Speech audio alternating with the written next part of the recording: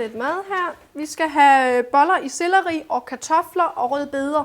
Bestik, det er en helt ny spiserobot. Den er svensk udviklet, og man bruger den til mennesker med nedsat funktion i arme og hænder, så de selv kan bestemme over deres måltid. Vi har fokuseret så meget på toiletbesøg og brusebadsrobotter, og man har ikke spurgt om, hvis du selv kunne vælge, vil du så mades af en anden person, eller vil du spise selv?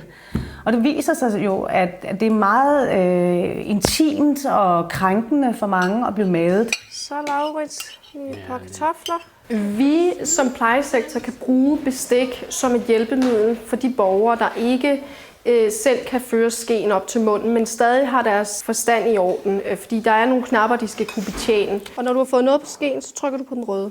Når man bruger bestik, så fungerer det egentlig via hjælp af 5 knapper, der sørger for, at skeen vælger retning, hvor på tallerkenen den skal tage maden. Når man så trykker på en anden knap, så kommer skeen op til munden, hvor brugeren så selv kan tage maden derfra. Det er ogur. Vi som personale har meget gavn af velfærdsteknologien. Det kan gøre, at stressede situationer kan blive mindre stressede. Det kan gå ind og gøre vores arbejdsstillinger meget bedre. Vi skal have brødpej og frugtsovs til.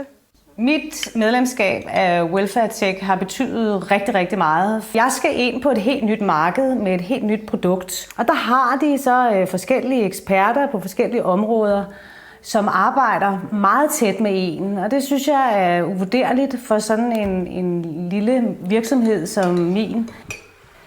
WelfareTech kom selv og kontaktede mig og sagde, hvad skal du med til Tyskland? Danmark satser på Tyskland som et eksportmarked, og du kan følge med. Det vil jeg gerne være med til.